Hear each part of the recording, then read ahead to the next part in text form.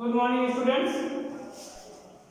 एक बार फिर से सर्वोदय इंटरमीडिएट कॉलेज वेदुपति प्रतापगढ़ के ऑनलाइन क्लास में आपका स्वागत है। आज हम आपको क्लास 10 के ग्रामर में आपको हम पढ़ा रहे थे सेंटेंस के पार्ट में हम सब्जेक्ट के बारे में हमने आपको बताया कि सब्जेक्ट के जो पार्ट्स होते हैं, सब्जेक्ट का मैक्सिमम पार्ट कितना हो सकता है और क्या क्या चीजें सब्जेक्ट का रोल अदा कर सकती हैं, उस चीज को आज हम आपको बता रहे हैं। आज हम आपको बता रहे हैं, आपको हम बताएंगे कि जिरंड और इन्फिनिटिव, जिरंड तथा इन्फिनिटिव, जिरंड और इन्फिनिटिव के बारे में बताएंगे आपको। जिरंड क्या होता है? जिरंड का रूप होता है वर्ब के फर्स्ट फॉर्म में आईएनजी जोड़ने से अर्थ बनता है, और जो इन्फिनिटिव होता है उसमें टू प्लस वर्ब का फर्स्ट फॉर्म लगाते हैं। यह है जिरंड और इन्फिनिटिव का रूप। इसमें हिंदी का जो वाक्य होता है, हिंदी में ना ने मी ऐसे आता है, ठीक। अब ये काम क्या करते हैं, ये वाक्य में वैसे जिरंड और इन्फिनिटिव वाक्य में जो काम करेंगे, सब्जेक्ट या ऑब्जेक्ट का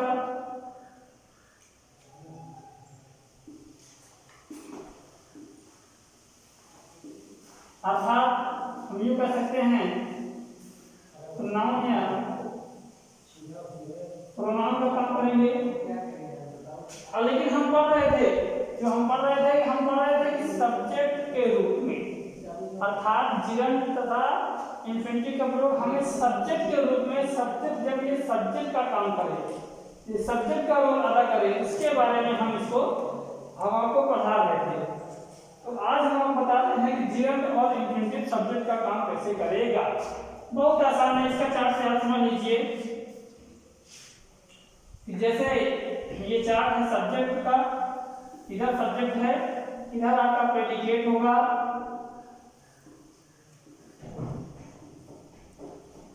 इधर सब्जेक्ट है, इधर प्रेडिकेट होगा। सब्जेक्ट के रूप में जिरंड अथवा इन्फिनिटिव लगाना है। ये जिरंड या इन्फिनिटिव सब्जेक्ट का काम करेगा। इसके वाक्य जो होंगे इस प्रकार से बनेंगे, जैसे कहा जाता है smoking is a bad habit, smoking is a bad habit. अब यहाँ पर वर्ड जो स्मोकिंग है, इसका मतलब होता है धूम्रपान करना, धूम्रपान करना एक बुरी आदत है। अब यहाँ पर किसके बारे में बताया जा रहा है? यहाँ पर बताया जा रहा है स्मोकिंग के बारे में। कोई जानकारी, जो भी जानकारी यहाँ पर दी जा रही है प्रेडिकेट के माध्यम से। प्रेडिकेट क्या है? प्रेडिकेट इन्फॉर्मर है, ये इन्फॉर्म करता है, जानकारी प्रदान करता है हमें किसके बारे में? सब्जेक्ट के बारे में। सब्जेक्ट क्या है यहाँ पे? स्मोकिंग। ये वर्ब का रूप है, ये एक वर्ब है, धूम्रपान करना क्रिया होती है, ये क्रिया है और ये काम कर रही है, यहाँ पे सब्जेक्ट का काम कर रही है। तो ये जो है वर्ब का एंटिव फॉर्म है इसका, ये क्या होगा? ये जिरंड का रूप आ जाएगा और ये सब्जेक्ट हो गया। स्मोकिंग के बारे में कुछ कहा जा रहा है, ये सब्जेक्ट हो गया, ठीक। इसी प्रकार हम चाहे तो ऐसे भी लिख सकते हैं इसको to smoke is a bad habit.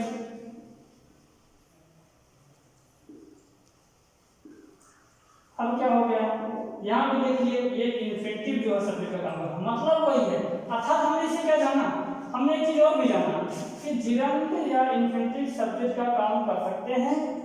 Verb का एक वर्ब के रूप में, वर्ब के फर्स्ट फॉर्म में आईएनजी लगाने से जिरंड बनता है, और टू उसके पहले टू लगाने से, वर्ब के फर्स्ट फॉर्म पहले टू लगाने से इन्फिनिटिव बनता है। तथा ये दोनों सब्जेक्ट का काम कर सकते हैं, सब्जेक्ट नाउन या प्रोनाउन का काम कर सकते हैं। क्योंकि सब्जेक्ट जो होता है किसी वाक्य का, उसमें मोस्टली नाउन या प्रोनाउन होगा। उस नाउन या प्रोनाउन की जगह पे ये जिरंड या इन्फिनिटिव आया, ये वर्ड सब्जेक्ट कहलाया है, ये सब्जेक्ट कहलाया, इसके बारे में जानकारी मिल रही है।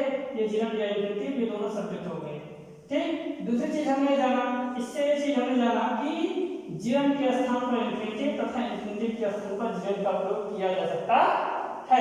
एक जानकारी हमें ये मिली, जिरन के स्थान पर इंफिनिटिव तथा इंफिनिटिव के स्थान पर जिरन का प्रयोग किया जा सकता है।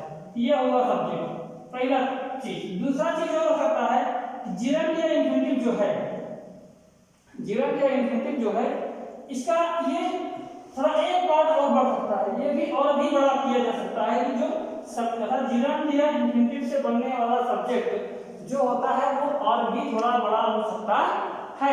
वो अकेले ही हो, इसका अपना रूप स्वयं अकेले ही सब्जेक्ट का काम करे, अथवा इसमें कुछ और भी शब्द हो सकते हैं जो मिलकर पूरा सब्जेक्ट का काम कर सकता है। जैसे वो इस प्रकार से होगा, अगला चार्ट के बारे में विचार से आप समझेंगे इसको। वो क्या है कि जैसे सब्जेक्ट है, इधर प्रेडिकेट है आपका,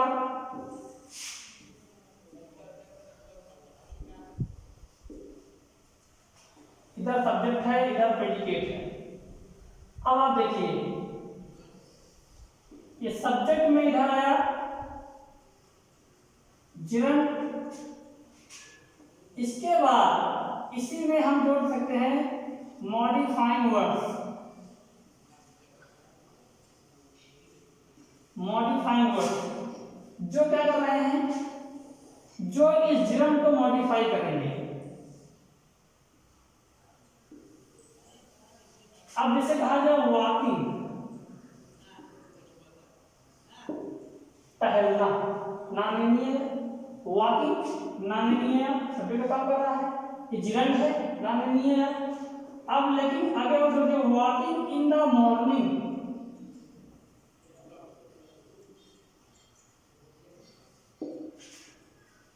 इज यूजफुल फॉर हेल्थ। अब यहाँ पे आपने क्या देखा, यहाँ पर आपने देखा कि इसका मतलब हुआ सुबह टहलना, सुबह के वक्त टहलना, ये जिरन हो गया टहलना। अब इन द मॉर्निंग ये क्या कर रहा है, इस टहलने की खासियत बता रहा है, इसको मॉडिफाई कर रहा है कि कैसे टहलना, कब टहलना, सुबह के वक्त का टहलना। सुबह के वक्त का टहलना क्या होता है, यूजफुल फॉर हेल्थ, स्वास्थ्य के लिए उपयोगी होता है, अच्छा होता है।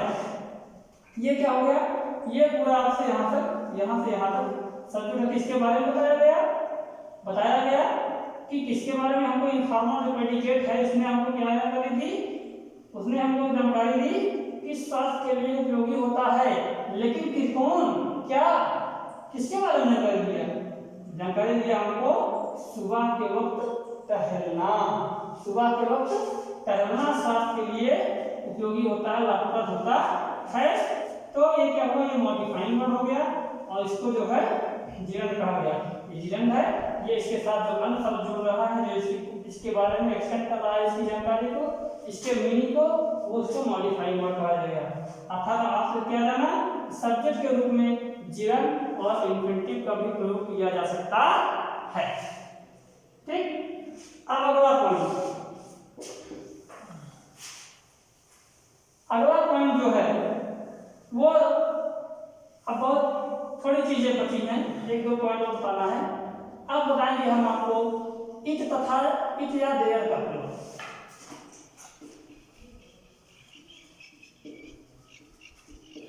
सब्जेक्ट के रूप में किसी भी वाक्य में, अभी आप सब्जेक्ट के क्या पढ़े थे, आपको हमने पढ़ाया पहले सब्जेक्ट के जो पार्ट्स होते हैं, सब्जेक्ट कितना बड़ा हो सकता है, उन पार्ट्स का, और जो बड़ा सब्जेक्ट होगा तो उनमें अलग अलग हिस्से होंगे, उन हिस्सों का क्या क्या नाम होगा, तथा और क्या क्या चीजें सब्जेक्ट का काम कर सकती हैं, और क्या चीजें सब्जेक्ट का काम कर सकती हैं। वहां पर इस पे आपने देखा कि ये जो है, और हमने आपको बताया जिरन और इंफिनिटिव सब्जेक्ट का काम कर सकते हैं। अब आगे हम आपको बता रहे हैं इट या देयर सब्जेक्ट का काम कर सकता है। अब इट का प्रयोग कहाँ होता है, इट का प्रयोग जब सब्जेक्ट के रूप में होता है तो सामान्यतः देखेंगे इट का प्रयोग जब होगा तो इसका वाक्य के मीनिंग अर्थात अर्थ से कोई ताल्लुक नहीं होगा, मीनिंग से मतलब नहीं होता। ये सब्जेक्ट का काम करता है लेकिन ये वाक्य मीनिंग से में इसका वैसे इट मीन क्या होता है लेकिन वाक्य के अर्थ में इसका समावेश नहीं होता है।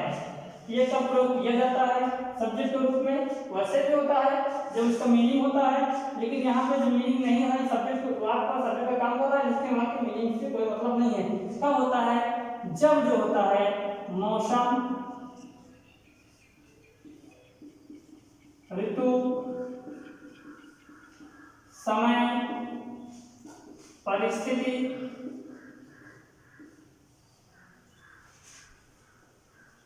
ठीक है, तथा कोई भाववाचक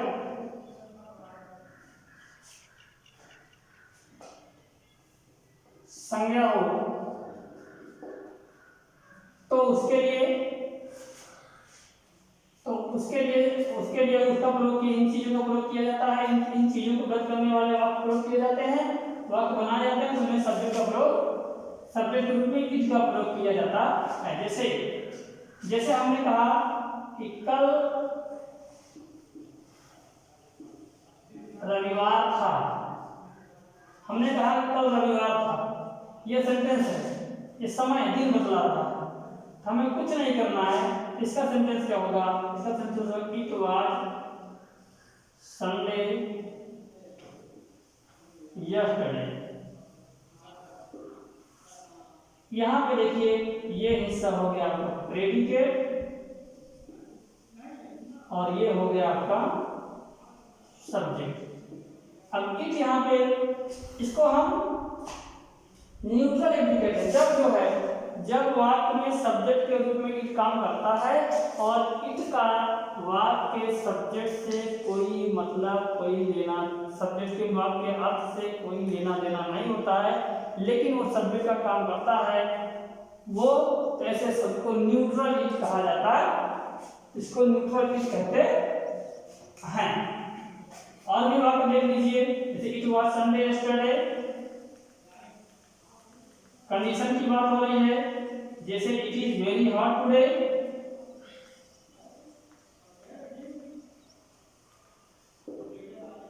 कोई एब्स्ट्रैक्ट नाउन की बात हो गई, जैसे इट इज हिज काइंडनेस, उसकी उदारता है, उसकी कृपा है, दया है। ऐसे वाक्यों में हम क्या करेंगे, इट का प्रयोग सब्जेक्ट के रूप में करेंगे। इट वाज विंटर, मतलब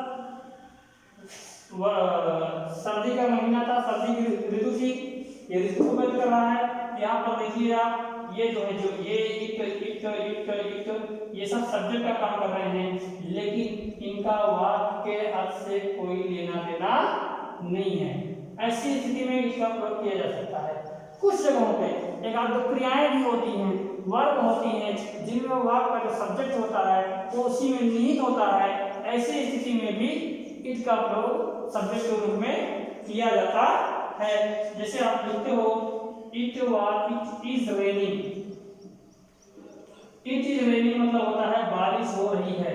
अब यहाँ रेन मीन्स होता ही है बारिश होना, तो ऐसे में अलग से सब्जेक्ट संभव है नहीं।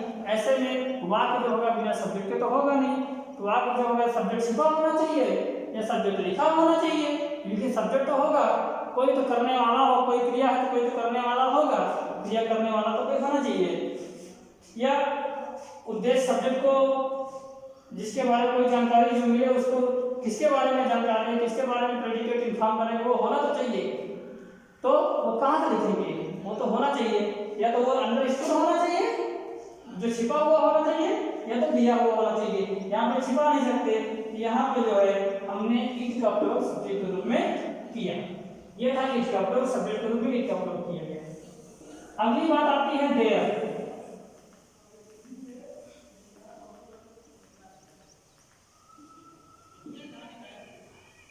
अब देयर का प्रयोग भी सब्जेक्ट के रूप में होता है। इसका कब होता है, इसका प्रयोग होता है स्थान सूचक,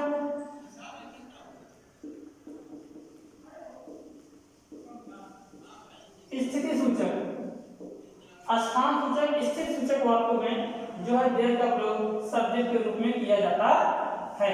जहां पर यहाँ पर भी उसी प्रकार इट के तरीके से, जिस प्रकार इट का प्रयोग इट का वाक्य सब्जेक्ट वाक्य अर्थ से लेना देना नहीं होता है, उसी प्रकार जब देयर भी सब्जेक्ट का काम करता है तो उसका वाक्य के मीनिंग से, अर्थ से कोई लेना देना नहीं होता है।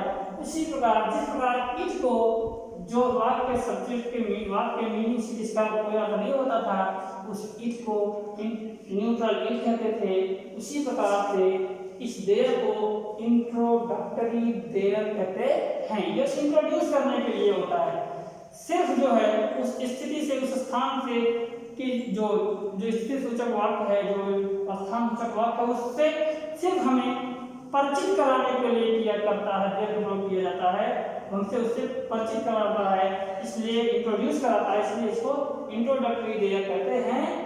और इसका वाक्य अर्थ से कोई लेना देना नहीं होता है। इसमें जो है इस प्रकार से वाक्य बनते हैं, सब्जेक्ट के रूप में देयर का प्रयोग। आप देखिए ये सब्जेक्ट है, जहां पे देयर का प्रयोग सब्जेक्ट का काम करेगा, ठीक है। और जैसे इस प्रकार से, जैसे there was a snake on the roof, छत पर, रूफ भी लिख सकते हो, टेरेस भी लिख सकते हो आप। There was a snake on the roof, छत पर क्या था? छत पर एक सांप था, छत पर एक सांप। ये स्थान सूचक वाक्य है, स्थान सूचक वाक्य है, छत पर एक सांप था, स्थिति सूचक वाक्य, स्थान सूचक वाक्य है। ऐसे वाक्य में यहाँ पे देयर का प्रयोग किया जाएगा सब्जेक्ट के रूप में, लेकिन देयर का यहाँ पर वाक्य से कोई अर्थ, कोई वाक्य के अर्थ से कोई संबंध नहीं है। वाक्य के अर्थ में ये कोई रोल और अदा नहीं कर रहा है इसकी, और इसका अर्थ जो होता है देयर में समान होता है, लेकिन इसका अर्थ, इसके अर्थ का समावेश उस वाक्य में नहीं किया जाएगा, दर्शाया नहीं जाएगा। लेकिन ये इसका इंट्रोड्यूस के लिए छत पर, छत है, छत पर स्थित है, छत पर जो है सांप स्थित है, कहाँ सांप कहाँ है? वो छत पर है। उसको इंट्रोड्यूस कराने के लिए देयर का प्रयोग किया जाएगा। जैसे there was a lion in a forest, बोलते नहीं है, कहते हैं किसी जंगल में एक सांप, किसी जंगल में एक शेर होता था, किसी जंगल में एक शेर था। यहाँ पर क्या हुआ? यहाँ पर भी देयर, जंगल में शेर था, इस बात से इंट्रोड्यूस कराने के लिए हमको इस स्थान सूचक वाक्य है, इस स्थान से इंट्रोड्यूस कराने के लिए ही देयर का प्रयोग सब्जेक्ट के रूप में किया गया, लेकिन देयर का वाक्य अर्थ से कोई संबंध नहीं, इसका वाक्य अर्थ में कोई समावेश नहीं है। तो अर्थात इससे हमने क्या जाना कि जब स्थान सूचक वाक्य हो जहां पर उसके, और जहां पर जो है स्थान सूचक वाक्य हो, तो हम सब्जेक्ट के रूप में देयर का प्रयोग इस प्रकार के, इस संरचना के वाक्य में देयर का प्रयोग सब्जेक्ट के रूप में करेंगे, और देयर का वाक्य अर्थ से कोई लेना देना नहीं होगा। अर्थात हमने क्या जाना, अब हम सब्जेक्ट का विभाजन था हमने उसको पढ़ लिया। सब्जेक्ट का विभाजन में हमने क्या पढ़ा? हमने दो चीजें पढ़ी, मेन चीजें पढ़ी। पहले चीजें पढ़ी कि सेंटेंस जो होता है वो दो पार्ट से होता है, सब्जेक्ट और प्रेडिकेट। दूसरी बात आती है सब्जेक्ट की बात करते हैं, सब्जेक्ट की बात करते हैं, सब्जेक्ट जो है कई हिस्सों में बढ़ सकता है, कितना बड़ा हो सकता है सब्जेक्ट, क्या क्या चीजें सब्जेक्ट का काम कर सकती हैं, तो वो हमने पढ़ा। क्वालिफायर पढ़ा, एडवर्ब पढ़ा, हाँ, फिर हमने डिटरमाइनर पढ़ा, एडजेक्टिव पढ़ा, एडवर्ब पढ़ा, फिर हमने पढ़ा डिटरमाइनर, एडजेक्टिव, एडवर्ब और एडजेक्टिवल फ्रेज पढ़ा। ये हो गया, ये बढ़ते जब जा रहा था। अब और चीजें सब्जेक्ट के वो तो पार्ट्स था, लेकिन सब्जेक्ट के प्रकार की बात कर सकते हैं। ये एक तरीके से हम कह सकते हैं कि सब्जेक्ट के प्रकार हैं, अर्थात और भी कौन सी चीजें सब्जेक्ट का काम कर सकती हैं। उसमें हमने पढ़ा कि इन्फिनिटिव काम कर सकता है सब्जेक्ट का, जिरंड काम कर सकता है सब्जेक्ट का, जिरंड के साथ मॉडिफाइंग वर्ड्स भी जुड़कर भी इतना बड़ा सब्जेक्ट होता है तो वो भी सब्जेक्ट का काम कर सकता है। इस तथा देयर भी सब्जेक्ट का काम कर सकता है, जहाँ पर इस तथा देयर का वाक्य अर्थ से कोई संबंध नहीं है, जहाँ पर इस तथा देयर का वाक्य में के अर्थ में वो नहीं दिखाई पड़ेगा, लेकिन वो सब्जेक्ट का काम करेगा। न्यूक्लियस जो होगा न्यूक्लियस कहा जाएगा, और ऐसा देह जो है वो इंट्रोडक्टरी देह कहा जाएगा। आज जो है सब्जेक्ट के पार्ट के बारे में, सब्जेक्ट के बारे में हमने आपको बता दिया। जो अगला क्लास होगा उसमें हम आपको प्रेडिकेट के बारे में बतलाएंगे। धन्यवाद।